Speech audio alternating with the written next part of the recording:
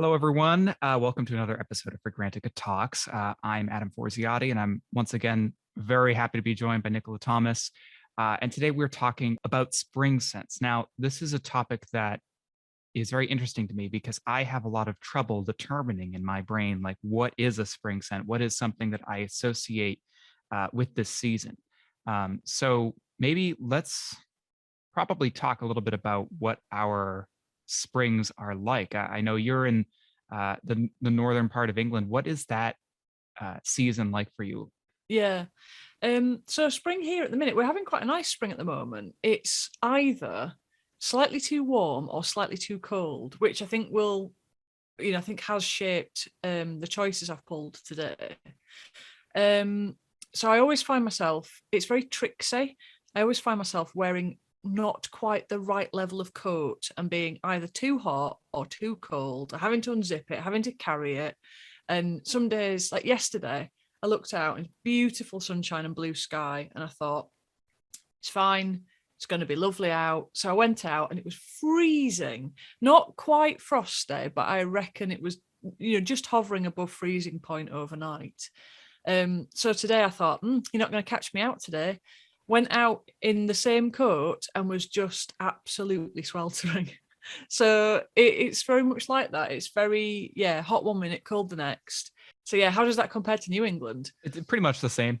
Pretty much the same for us. I mean, especially for me, as any longtime viewer of these or listener of these has learned by now, no doubt, I am not a fan of the cold. So I would say the same thing about what you were saying in terms of up and down temperature wise, but for me, I notice it more when it's on the colder side. So I'm more apt to complain about that and more apt to bring more layers with me.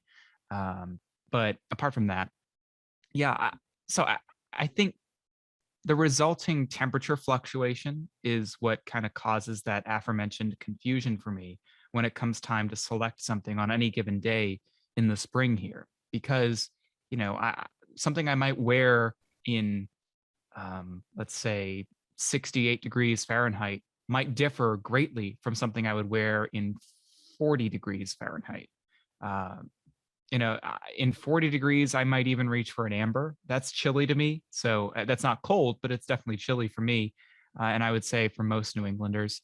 But I'm not going to even think about reaching for that in like 68 degrees.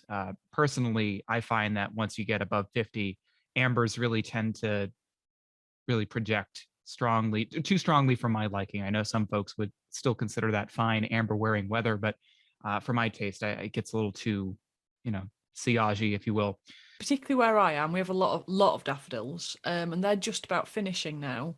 So they've still got blooms on them, but they're starting to look a little bit withered and a bit sort of crispy around the edges. Um, some beautiful cherry blossom this year, quite a lot of that actually. There's a cherry tree that I pass frequently that's absolutely stuffed with blossom and is gorgeous. Not very heavily scented, because like a lot of people that likes perfume, I've of course got to go and sniff every cherry blossom that I notice. Crocuses are done, and tulips sort of, they're kind of coming out now.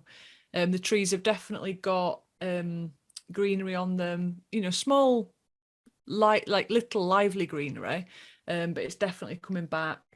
I'll tell you what is going wild though, my rhubarb in my garden. Oh, It's gone really? absolutely mental already. And so I think we're gonna have a really heavy rhubarb crop this year. And maybe a rhubarb scent will make its way into my summer choices. Let's wait and see.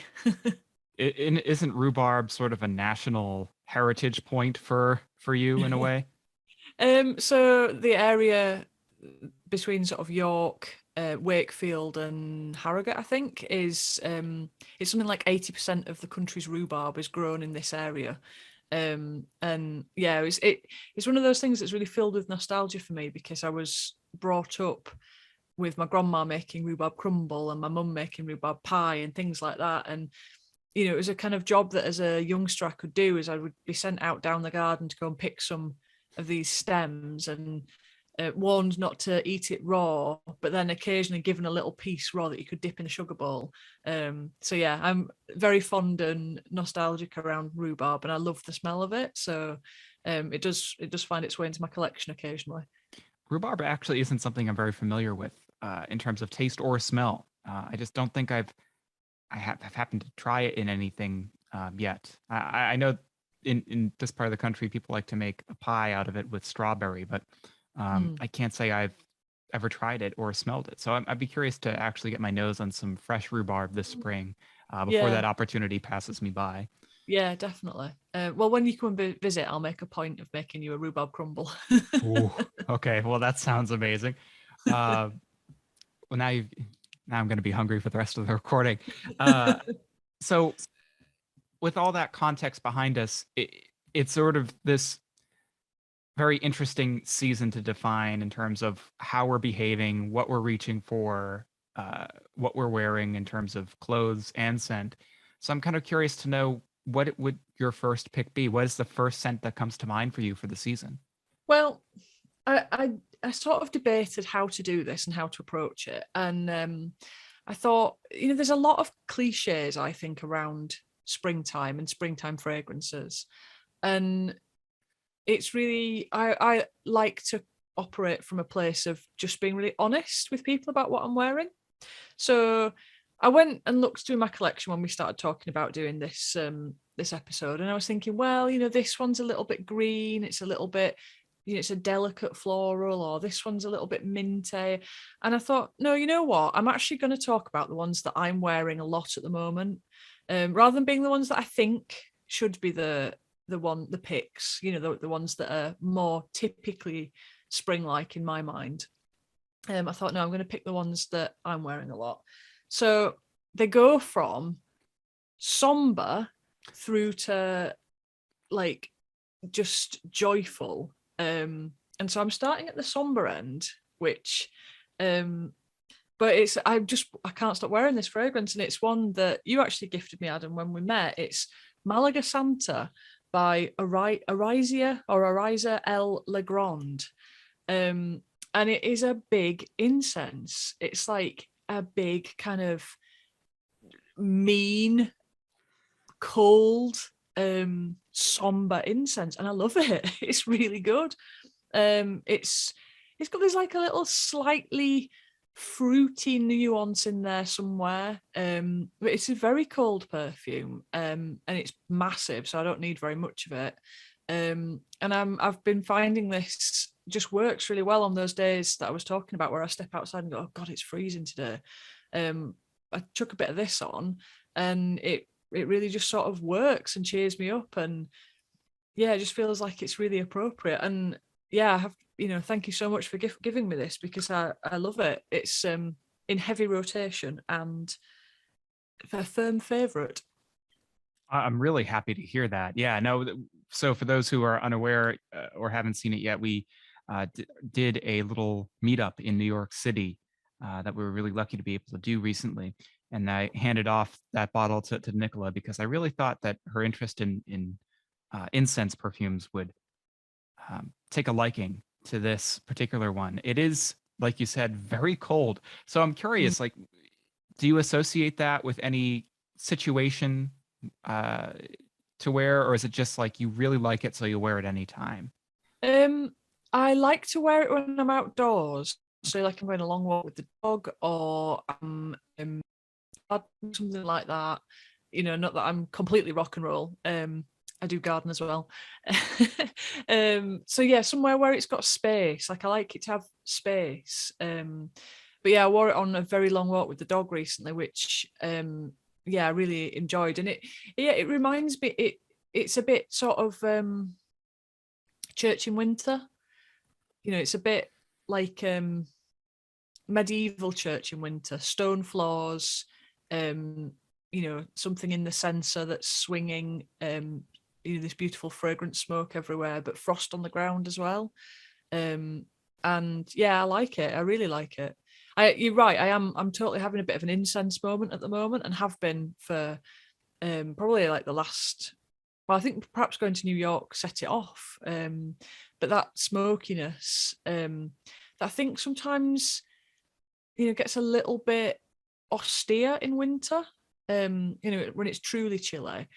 Now there's a little bit more warmth in the air. I think it kind of gives the smokiness a bit more of a friendly feel. And I'm just really enjoying it. And yes, I'm playing about with incense perfumes a lot at the moment, and finding them really enjoyable. And this one's right up there. Another one I really like is Incense Suave by Matière Première, which is a lot sweeter, and so I find that one more, works better in winter. It's got vanilla and coffee in it as well as the kind of incense heart. This one to me is a purer kind of incense. It's much less adorned with other things. And the incense element of it takes up a lot of space in the fragrance. And because it's in itself a colder perfume, I'm finding that actually on the warmer, on the warmer kind of climate of spring generally, but on the cooler days of those, it's working really nicely. So yeah, it's one that I'm very fond of. So you decided to go from austere to more friendly selection in terms of how you wanted to divide up your range of three. I think I'll do the same because one of the fragrances I wanted to talk about, I think, is the equivalent of that particular perfume, but for the Chypre category. And that would be Chypre Mousse from, well, Ariza El Legrand, actually. Now that I didn't plan that. No, we didn't, did we? We didn't discuss this. We never discussed them beforehand, so it's always a bit of a surprise what we've picked. But well, you heard it here first, folks. Ariza El Legrand is the spring house, apparently. No, this is a really interesting one. Another bit of context. I don't always find myself leaning into the Chypre category just because for me the associations with them tend to be stuffy vintage. Powdery notes don't always mix very well with me. So, Chypres are things that I have to be very careful with. But this truly, I mean, I don't really associate it too much with the Chypre category. It's sort of an oddball perfume. It's earthy and a little oily in texture, which is something I generally like. But it's also incredibly green, sharply green. I would say almost as if you had taken some grass clippings and just sort of, tinctured them for a few days. There's that kind of aggressive cis-3 hexanol leaf alcohol quality to this, and that slowly softens into something a little bit more blonde leather, lightly nutty in the dry down, like a very good Chypre does. But also, just I don't think I've ever seen a Chypre with a porcini mushroom note, so it definitely stands on its own in the category. I also think it's a very austere perfume. Again, it's sharp. It's not necessarily the friendliest smell. There is a mushroom note in terms of earthiness. It is like interpreted that way. I wouldn't call it, funky or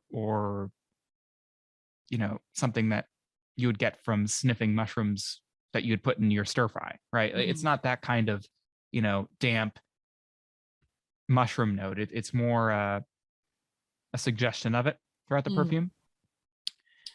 It is not the friendliest smell, but there's something very addictive about it to me.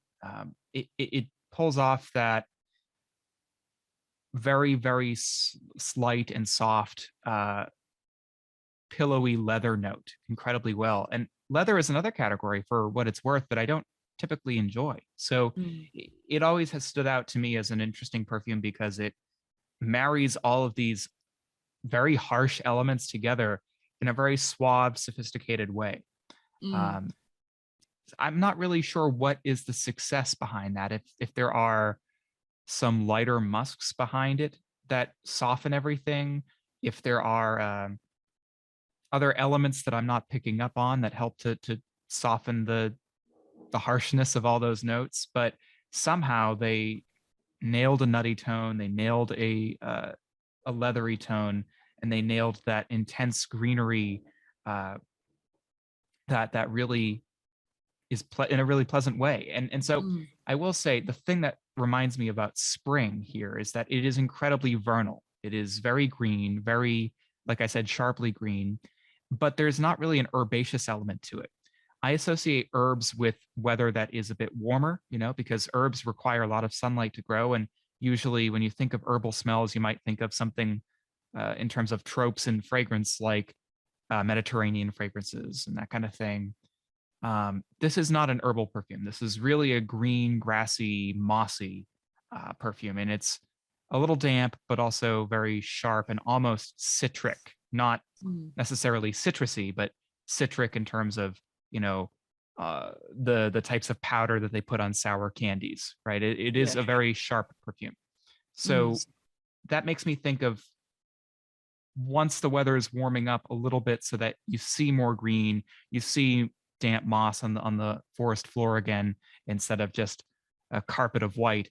Uh, you see mushrooms slowly popping up and small uh, shoots of greenery popping up, and that's what cheaper mousse reminds me of. And I think it's a really great perfume for that. Also great for uh, the rain that we get here in April. There's an old, April showers bring May flowers, cutesy saying. That's very true here. We do tend to get a lot of rain this time of year, and it's a great fragrance to wear on a rainy day. so when would you wear it? Like what, you said a rainy day, but is it a kind of inside perfume and outside? Is it day? Is it night? Mm. Well, I mean, I certainly think wearing it on a oh no, the door just opened. I think one of our cats is bound to make an appearance. Finnegan, the signature Fragrantica Talks cat, uh, approacheth. But no, so yeah, I would wear it on a rainy day, on a earlier earlier spring day. Um, Mm, I, I have worn it on like a June morning. For me, that again, that the warmer weather tends to intensify the notes, and sometimes so much so that it kind of bleeds out the detail a little bit too much. So yeah, a lot of people tend to say like, "Oh, I wear what I want when I want, and seasons have no effect on me." And I respect that. Uh, I just I know that something I really like to do is pick apart what I'm smelling with fragrance. So not too much. I don't try to obsess about it. I try to enjoy things in the moment too, and just let it wash over me sometimes. But with fragrances like this that have such interesting, strange notes that somehow come together meaningfully and gently, I prefer to wear it on days when I know it's not going to be warm enough to wash it out. mm, So I would go for cooler spring days, particularly if it's raining, but not necessarily exclusively to that. I personally, I wouldn't wear it to the office just because if somebody is particularly sensitive to earthy notes, this might make them scratch their heads as I pass by. Not mm, that I typically wear enough to attract attention in the office, but um, I know that earthiness is sort of something that people can be very sensitive to. So it's something I personally wouldn't wear if I'm going to be around a ton of people. mm. So in that respect, spring hike, spring walk, uh, working from home, those are my typical situations when I wear it. Mm. Yeah, it sounds lovely. It's not one I know. I mean, I'm pretty new to this house actually, and but on the strength of that recommendation and on the strength of Malaga Santa, I think I shall definitely be investigating them more because so far so very good. Well, And yeah, I think it goes without saying for all of our talks, really, there aren't any rules. And people who try and tell you that there are rules for what you should wear in spring or what you should wear to an evening do, to a soiree as opposed to the office. Um, I don't really hold with that either. It's got to work for you and it's got to be whatever kind of floats your boat, really. And as always, just wear whatever you like when you like. But yeah, it's interesting. So it is always interesting to me what people pick, and how that's affected by the seasons, because I think it can be very much. absolutely. I know that for me, there's something about the smell of the ambience of being outdoors once the weather warms up enough so that the line between spring and summer is blurred. I think some of my selections are going to kind of get to that shortly, but I'm curious to know if your next selection, Nicola, is uh, anywhere near Malaga Santa was in terms of its austerity. So where No. where on the scale is your next pick? I guess is my question. Well, if Malaga Santa is kind of, Scandinavia, this is both metaphorically and in actuality, this is India. So I'm going with Pichola by Neela Vermeer Creations. And all the Neela Vermeer Creations fragrances are so full of life. They're just bursting with life. And it sounds strange to say it, but colour as Mm. well. They're big fragrances. They're joyous fragrances. The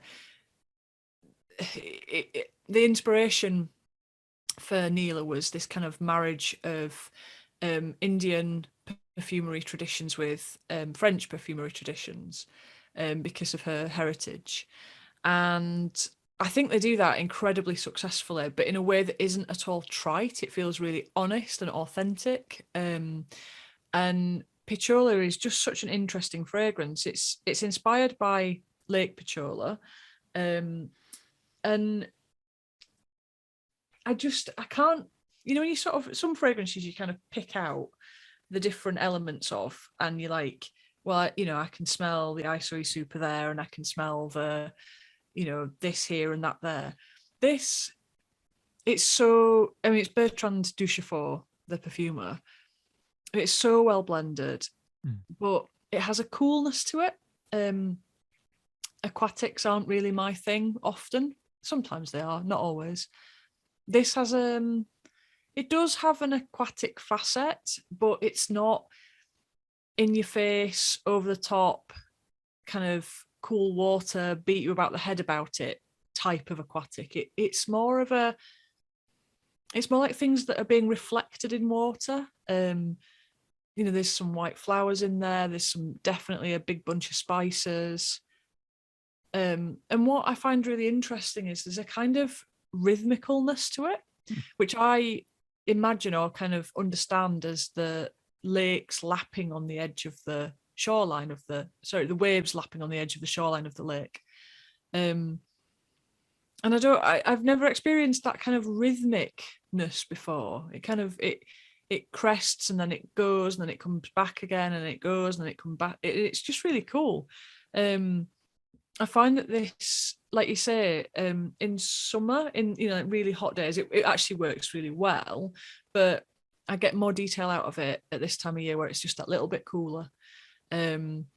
It's one that exists between the height of summer and the height of winter for me, because that is when I get the most kind of vibrant picture from it.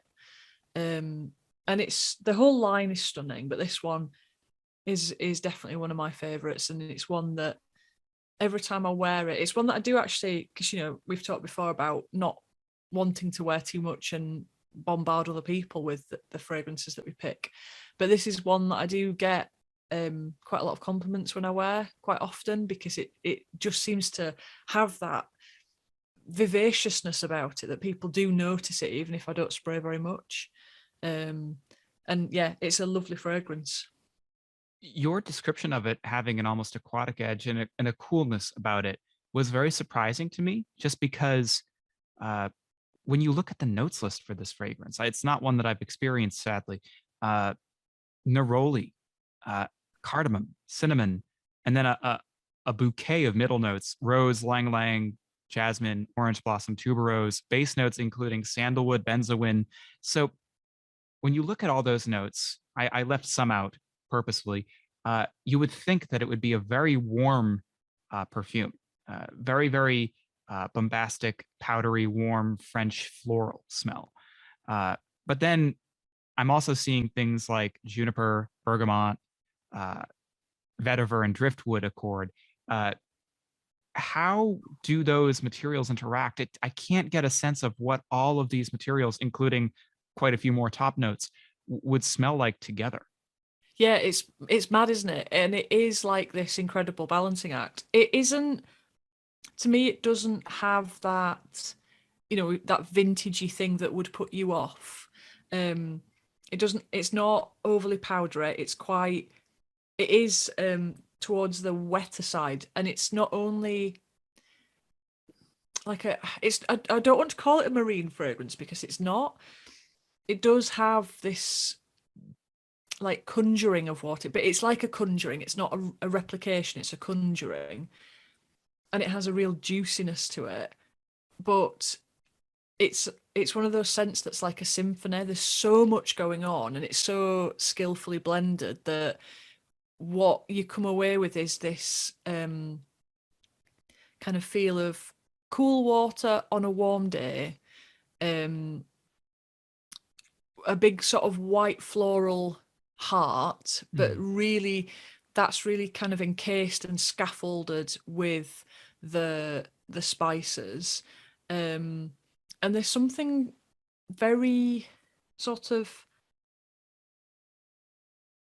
there's definitely a greenness to it as well, but it's not there's just such a lot going on. But it doesn't feel out of whack. It doesn't feel too much.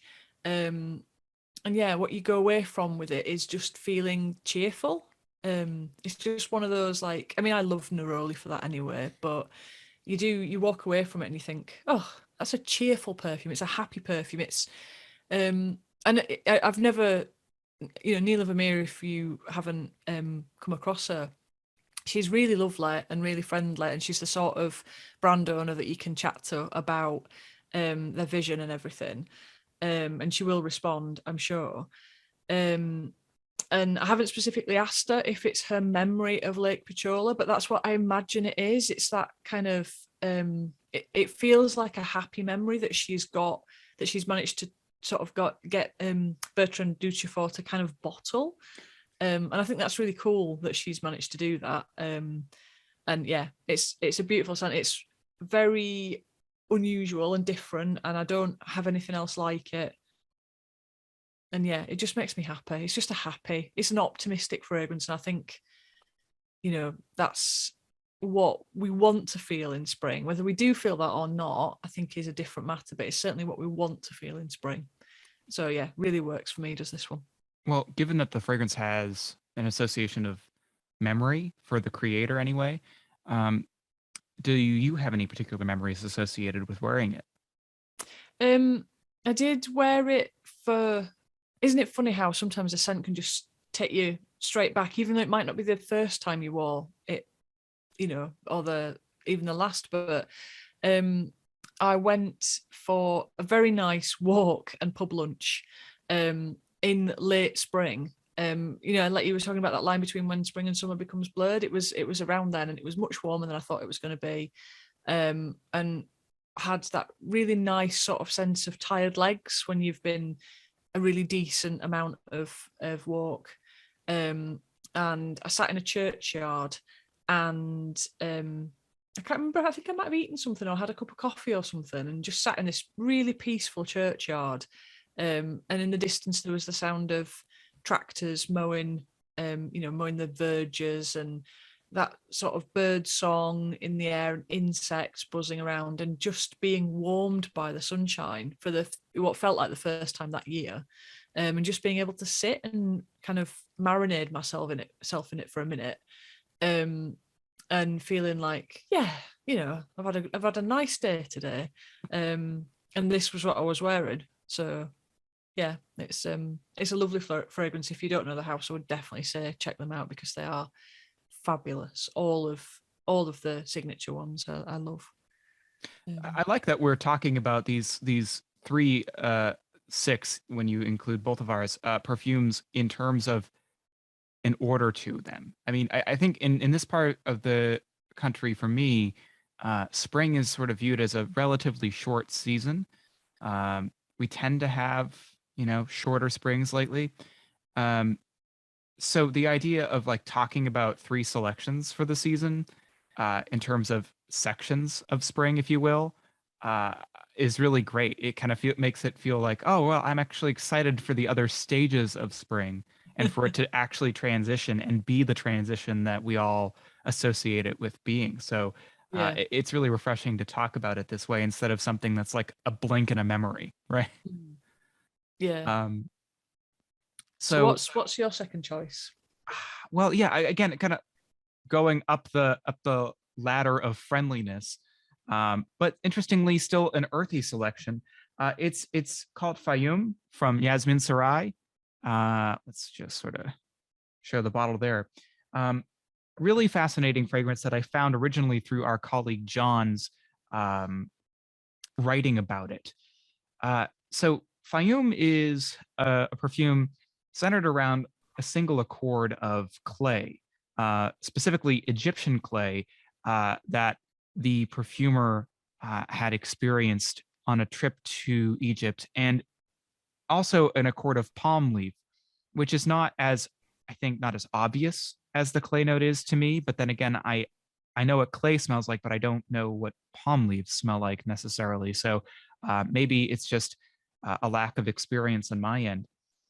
To me, the star of the show is this really interesting, soft interpretation of clay. It's not like Play-Doh like. It's not what you might smell if you've ever been into a pottery studio. It's a little bit more refined than that. It's softened by probably some musks and other greener, woodier tones. It's this really bright, alive scent. The central accord is nuanced such that everything around it kind of sparkles a little bit, and everything kind of, like you were maybe describing a little bit with Piccola, it kind of comes in and out. Other factors come in and out uh, in this really beautiful shifting way. Kaleidoscopic is usually what I say when I describe it, and I really am fascinated by scents that achieve that kind of that movement. Mm. Um, Fayum has other notes in it. There's a date accord. There is a fig accord. There's some violet note to it. There's a jasmine quality. And the jasmine is probably the most pronounced floral in this. I probably should just mention that the violet note in it to me smells a little bit more like violet leaf than the powdery floral ionone Mm. driven violet that we are all more familiar with sometimes. Um, Another kind of earthy perfume, right? Mm. There's really no way to communicate clay without there being some amount of earthiness in there. Mm. And if I'm right about the violet being more violet leaf, that's another earthy smell as well. Mm. Um, Is I'm there a sorry, go sorry? ahead. I was going to say, is there because clay is such a tactile material, is there any sense of there being a kind of tactile facet to the perfume when you wear it? Absolutely. Um, it has a texture to it that I don't like to use the word fuzzy when I describe texture because it's something that's so, what's fuzzy to one person could be soft to another. Uh, Fuzzy is a difficult word. I've used it before because I lack a better descriptor for it, but there is something that's, um, if it were food, you might not want to sink your teeth into it because you fear it might be grainy, right? Mm. But it's in smell form, so there's maybe a great thing to just compare it to might be sort of that cedar chip smell that Right. some incredibly woody perfumes have. This does not have any kind of note of cedar in it whatsoever. I wouldn't even describe it as necessarily a woody perfume at all. It's really about the interplay between that uh, dimensional earthiness against some background florals and just very, very little sweetener in this. Mm. It's a very dry perfume. So the dryness from the lack of anything that's remarkably sweet, the dryness from this baked earth, uh, nuanced earthy accord, and the dryness from those herbal interpretations of flowers. Mm. Uh, Really kind of give this a very textural quality. But maybe is that an answer to your question, or were you thinking about it from a different perspective? Yeah, no, I think it is. Because when you said clay, I was imagining wet clay, but it sounds actually like you might be talking about dry clay.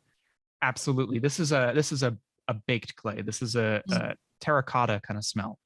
Um, I, I can't say too much about it just because it is a specific type of clay that the perfumer was aiming for here about a trip that she had taken to Egypt. So I'm not.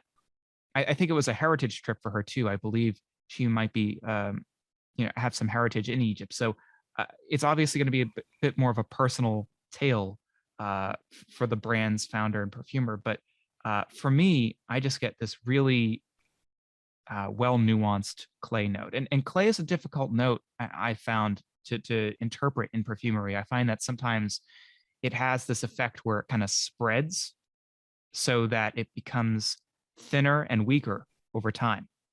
Um, Clay accords that I've experienced tend to just be very soft and don't have tons of projection, um, and don't have tons of uh, lasting power. They tend Mm. to get lost in the melange of other notes in a fragrance. This does not do that. I will say, in warmer weather, it does. This is Right. another reason why I'm associating it with the spring scent because it's too ethereal and too friendly of a smell, frankly, to for me to immediately reach for in the winter. Mm. And it's a little too ethereal, let's say, for the heat of a summer day, where you might not interpret the clay as nuanced as you might when it's just sort of in between weather-wise. So Yeah. it's another reason why I reach for it in the spring more so than any other time. Yeah. It sounds fascinating. It's not, again, it's not one I've smelled, but it does sound really interesting. I have to give the house a lot of credit, Yasmin Sarai. Great perfumes, really high quality, considering that it's another self-taught independent perfumer. Fun. I guess I would say that a lot of her ideas are really fun on paper. They tend to be, I don't want to say serious, but they are less, what's the word I'm looking for? Uh, Less gimmicky or less um, fun, sunshine, bright, Mm. playful than they might seem when you read the notes list. They are really quite interesting, fascinating, catch your attention and hold it kinds of Mm. perfumes in a good way. I'm not trying to, Yeah. describe her work as austere at all. Um, but they are very, very intriguing interpretations of themes that you might think you're familiar with already. This Yeah. is sort of an exception to that description, though, given its uniqueness, right? A note of Egyptian clay, I don't think many people have smelled uh, that specific scent in Yeah. person. So this one kind of stands apart from that description a little bit, but in general, I would describe her that way. Mm. Yeah, it sounds really cool. Really cool. I mean, I can't, off the top of my head, think of any other fragrances that obviously earthy, yes, but specifically clay. I can't think of anything else. So, yeah, it's not a very popular note, is it? But Comme des Garçons has that Odeur 53 that Mm. came out in the 90s. A lot of people associate Imaginary Author's Memoirs of a Trespasser with clay. I think it's a little bit more about like a burnt vanilla smell, but Mm. there is something earthy about it that I think you could pass off as clay. I know that other independent house 1692 has a few, and I'm just going to quickly look on our site here. Regime de Fleur has that perfume Falls. Yeah, there's a few that are listed as a clay note, but really there aren't too many. Oh, Eau de Italy has that. I think the name of the perfume is actually Eau de Italy, but the brand is also that name, and that's all about clay and mineral notes. Um, and then Olympic Orchids has Salamanca, which I also own, and now that I bring it up, I would also wear it in the Mm. spring more so than any other season. Yeah. Um, maybe fall too. I like those in between weather scenarios for Yeah. these clay perfumes. I think clay Mm. is already a very difficult note to work with and to wear sometimes without it skewing one way or the other or getting washed out in other notes. So Mm. it's a great note if you are looking for an interesting new fragrance Yeah. for this season. Yeah. Because sometimes I think earthy can be like loamy and crumbly, and I like the idea of there being a kind of earthiness that's perhaps a little bit firmer in clay and not quite so loamy and crumbly. Well, so to that point, I'm glad that you said it that way, Nicola, because Chypre Mousse definitely more that skews a little bit loamy Mm, because it also has a huge moss note, and I think we sometimes associate moss with earth sometime mm, in many situations anyway. Whereas Fayum is very, it's like a solar type of earthiness, which is mm, not something you might have even thought of before, right? yeah. It's not really a common combination of qualities. So Mm, I definitely recommend both of the perfumes for spring, but particularly Fayum if you're looking for a very interesting take on an earthy mm. toned fragrance. Yeah, and a new house to try for many people, I'm sure, as well. Absolutely. So what's your next selection? Well, we're going full on. This is like Labrador levels of friendly. This is like, wants to snuggle, really tries to get in your skin kind of friendly. So my third pick is Hammocker by 2787. Um, and I like this one. It's another one that I just find so cheerful and jolly and uplifting. It's super soothing as well. It's coconut. It's like it's meant to be tonka bean. I mean, it's got tonka bean in as well, obviously for the sweetness. But for me, what it is an elegant coconut, which I think they're fairly few and far between. Because coconut often skews very sweet, and I think it's hard to get away from it smelling like shampoo, which there's absolutely nothing wrong with that. I quite like the smell of coconut shampoo, but when you are thinking about kind of classy perfumery, it is hard to do. I think coconut and do in a way which hasn't been done millions of times before. And Hammaker manages it. For me, the coconut takes up the majority of the space, but it's got a kind of huskiness to it that I really like.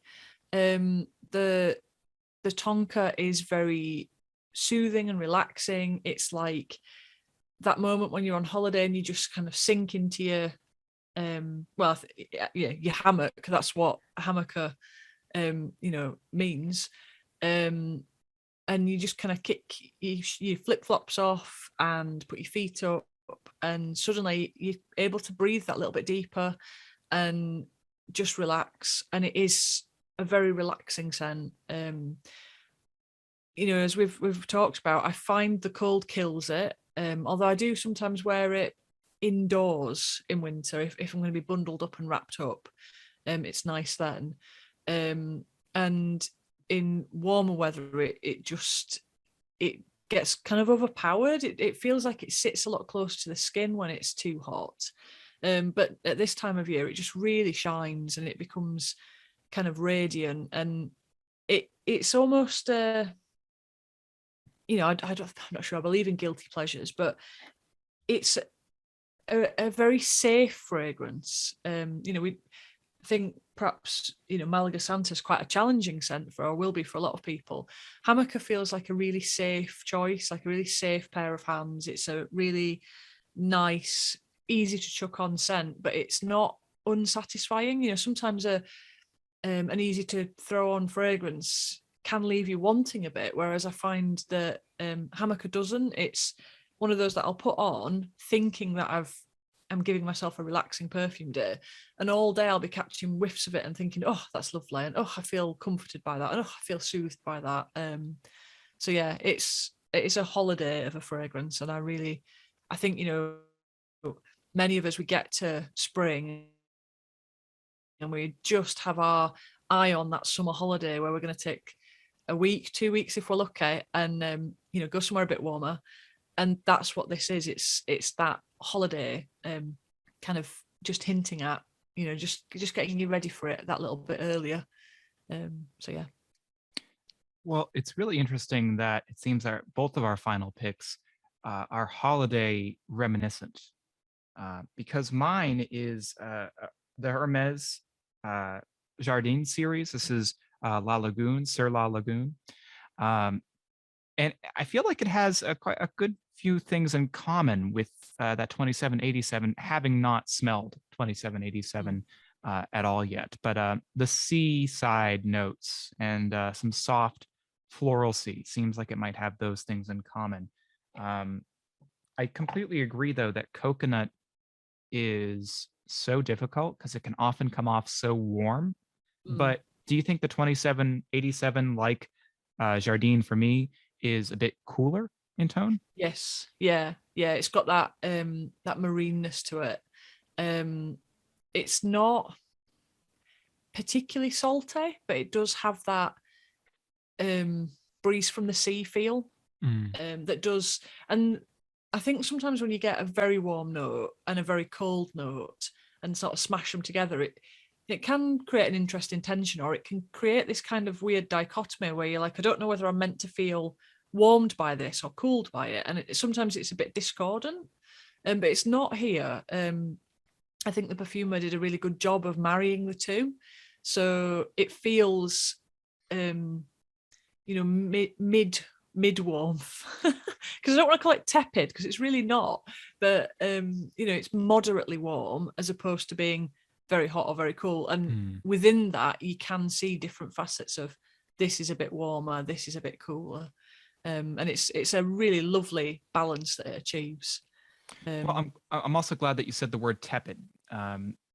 Where that doesn't skew tepid for you, I would say that the beginning of Un Jardin sur la Lagune does smell a little bit like perfectly tepid water, just like water that if it got warmer might attract, algae growth, right? But because it's just cool enough, it isn't really, a danger zone Mm, in that respect.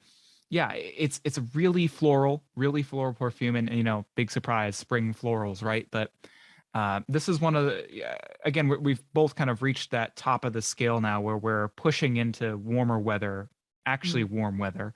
Um, I would definitely wear this in the summer, probably not in the hottest days of the summer, but for my taste anyway. But in the summer for sure. Um, but I still associate it with that spring quality because of the opening. It is very what's the word? I don't want to say pool like, but there is a element of water plus um, other solvents, right? mm, Water plus something mineral. Um, People have referred to like stones when they mm. smell this perfume, like stones by a brook kind of thing. I agree with that assessment. Yeah, Just adding in those early spring floral accompaniments. This has like a lily note, for example, that I think is really prevalent. I'm kind of hoping that Hermes continues the Jardin series. Um, People have all kinds of thoughts about them, but I think in general, it's a respected part of the Hermes line. And I can see why they're kind of friendly. We're talking about this being, our third and final choices being the friendliest mm, of the lot.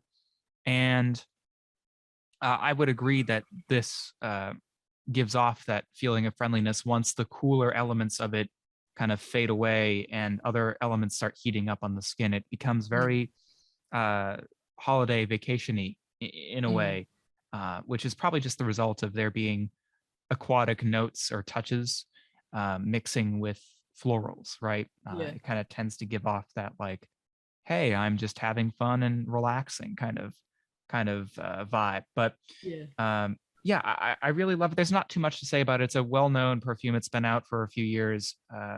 People know this line very well. Uh, I don't have anything necessarily original to add about my commentary on the scent itself, but for me, I start wearing it uh, probably around May or late April, mm, because it reminds me of what's to come, temperature wise and foliage wise. Like I said, there are yeah. some white flower notes in it. So it reminds me of those things that start popping up and you start to smell like the floral haze that summer is more noted for in this part of the Yes, world anyway. yeah. Um, Lagoons to me always make me think of like something lurking beneath the surface, like a crocodile or an alligator or something. Is there anything in that that is a little bit darker, or is it just wholesome and family fun all the way through? Family fun. Fun for the whole family. Yeah, I listen, it is a sheer perfume, no matter which way you skew it. I think Nagel was trying to uh, continue Elena's sort of signature watercolor effect in this fragrance, and so if you think about it that way, it's a sheer fragrance. So I would be tempted to say no, but um, if I'm being perfectly fair about it, though, there is that kind of spiciness that you wouldn't necessarily associate with white florals and Mm. aquatics. Um, but there is a certain spiciness, and I think it's sort of the floral accords here. Magnolia is, you know, a big part of the perfume, but that sort of citrusy flower, lighter sheer flower effect starts to fade. And the longer it goes on skin and maybe the warmer temperatures that you're wearing it in, I think there is sort of like a spiciness that comes through. And that's Mm. really not a surprise given that lily is the other major floral accord in this, and Yeah, lilies kind of have that spicy yeah, character to them. So yes, in terms of there being a spicy accord in here that I wouldn't necessarily associate with the notes on paper, but no, in terms of it being a relatively sheer fragrance. yeah, yeah. So it probably is safe to go in that water. Yeah, I would dip my toes. I'd dip my Yeah. toes. Um, but I'm also sensitive, right? Like, yeah, a lot of people who live in Maine would scoff at me, right? Because they have very cold water up there, and that's a no from me. That's a no for me. I will wait till it gets properly hot and then I'll go in the water. Yeah, And then I would wear this on a day like that too. So yeah. yeah. Um, I know you we both tend to want to sneak in some other mentions. Um, I had a whole spiel with mine, so I wanted to ask you first. Do you have any other quick hitters that you want to give some recognition to for things that you might reach for in the spring? Yeah, so just two really quickly. Wash Me in the Water by Mm. 4160 Tuesdays. I've talked about this one before. It's just so lovely. It's got that aquatic element again, um, with kind of crushed herbs as you climb up the bank. I've spoken about it at length, but I love it, and it's really working at the moment in this kind of mid, very sunny but quite cool weather. It's going really well. And the other one is Molecule Number Two. Really simple, but when you just want something that shines, um, I've been finding myself reaching for this quite a lot, and not necessarily layering it, but just wearing it alone. From obviously eccentric molecules. Molecule number one being the ISOE Super type material that is allegedly the best selling niche fragrance on the market still. Number two is vaguely salty, woody, transparent, very, gives a big silage. But yeah, just really simple. And I like it. In summer, I find it too much. In winter, it kills it. So I wear it round about now, and it works perfectly for me. So let's hear this. Let's hear this spiel you've got. So I had mentioned earlier that I do find myself sometimes at a loss for words or to pick fragrances that immediately make me think spring. I tend to have to really think about it and sort of subdivide it as we've done. I would say something that I have discovered within the last 6 months, because it wasn't released all too long ago, was Imaginary Authors. They're their latest Fox in the Flower Bed. I know we're both fans of it, and we both have written reviews of it. Um, I haven't smelled it in the warmer weather yet because it came out late last year.